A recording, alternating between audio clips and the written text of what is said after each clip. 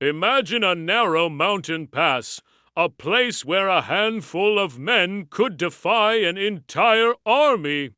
This is the stage for one of history's most epic last stands, the Battle of Thermopylae. In 480 BC, the mighty Persian Empire, led by King Xerxes, was on the march. His goal? To conquer all of Greece. His army was a colossal force, numbering in the hundreds of thousands, a seemingly unstoppable tide of soldiers from every corner of his vast dominion. The Greek city-states were fractured, terrified. Many submitted to Xerxes without a fight. But one state, renowned for its discipline and warrior culture, refused to bow. That state was Sparta. Sparta was different. From the age of 7, every male citizen was forged in the crucible of the agage, a brutal training system designed to create the perfect soldier. They were taught to endure pain, to fight as one, and to value honor and duty above life itself. For a Spartan, returning from battle without their shield was the ultimate disgrace. Returning with it, or on it, was the only honorable way. Leading these peerless warriors was King Leonidas, a man who embodied the Spartan ideal. When the Persian emissaries demanded the Greeks lay down their weapons, Leonidas gave a now legendary reply, "Molin Labe, come and get them." But why only 300 Spartans? It was the time of the Carnia, a sacred religious festival during which warfare was forbidden. The Spartan elders, adhering strictly to tradition, refused to send the full army undeterred. Leonidas used a loophole. He marched out with his personal royal bodyguard of 300 men, all of whom had sons to carry on their family lines. He knew this was a suicide mission. Before leaving, he told his wife Gorgo to marry a good man and bear good children. He was not going to Thermopylae to win. He was going there to die. And in doing so, to buy precious time for the rest of Greece to unite and prepare. Along the way, other Greek forces joined Leonidas. Thespians, Thebans, and others, swelling their numbers to around 7,000. It was still a tiny force compared to Xerxes' horde. Their chosen battlefield was the pass of Thermopylae, nicknamed the Hot Gates. It was a strategic masterstroke. The pass was so narrow that the Persians' overwhelming numbers meant nothing. They could only attack in small waves, funneling themselves directly into the waiting Greek phalanx. The phalanx was a wall of shields and a forest of spears. The Spartans, with their longer spears and superior bronze armor, were the anchor of this defensive line. For 2 days, the battle raged. Xerxes, watching from a nearby throne, was in disbelief. He sent his best troops, the Medes and Scythians, and they were slaughtered. He threw his elite personal guard, the Immortals, into the fray. They too were repulsed. Their famed reputation shattered against the Spartan shields. The Greeks fought with a ferocity the Persians had never encountered. They were a perfectly coordinated machine, rotating fresh men to the front line, their discipline unbreakable. The pile of Persian dead grew so high it formed a gruesome wall before the Greek position. It seemed the impossible was happening.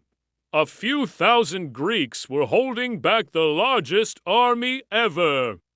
Assembled, But betrayal is a tale as old as war itself. A local man named Ephialtes, hoping for a rich reward from Xerxes, revealed a hidden mountain path that would allow the Persians to flank the Greek defenders. When Leonidas learned that their position was compromised, he knew the end was near. He made a fateful decision. He dismissed the majority of the Greek contingent, sending them back to warn the other cities and prepare for the coming invasion. He and his 300 Spartans would remain.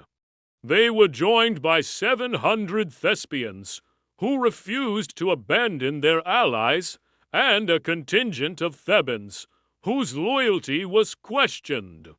Their task was no longer to hold the pass, but to make the most glorious final stand imaginable.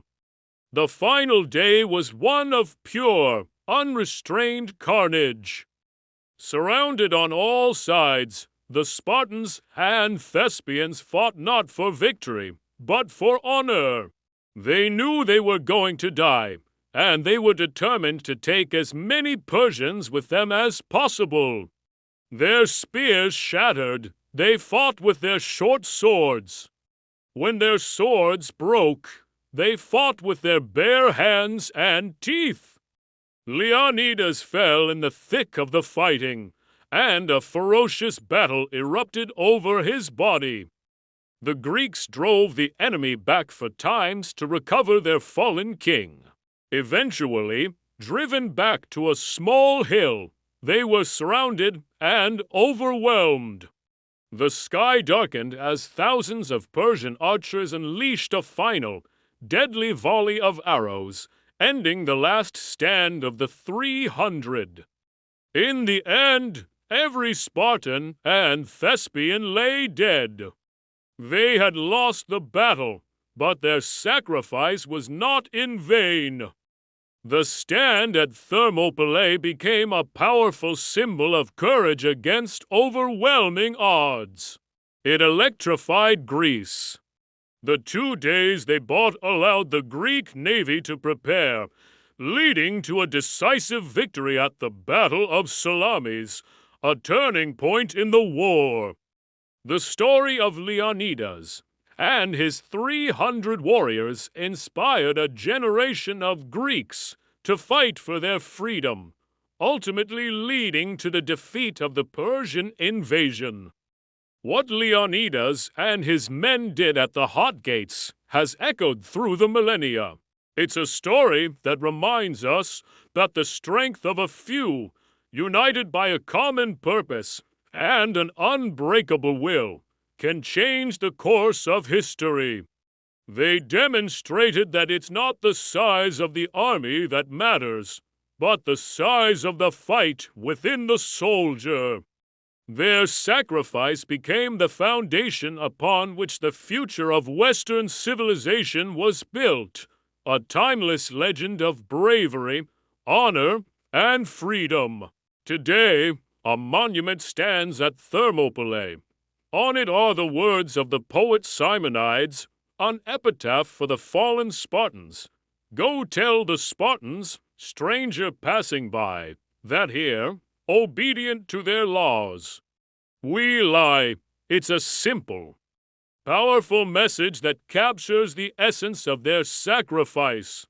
They did their duty, and their legend will never be forgotten. Thank you for watching.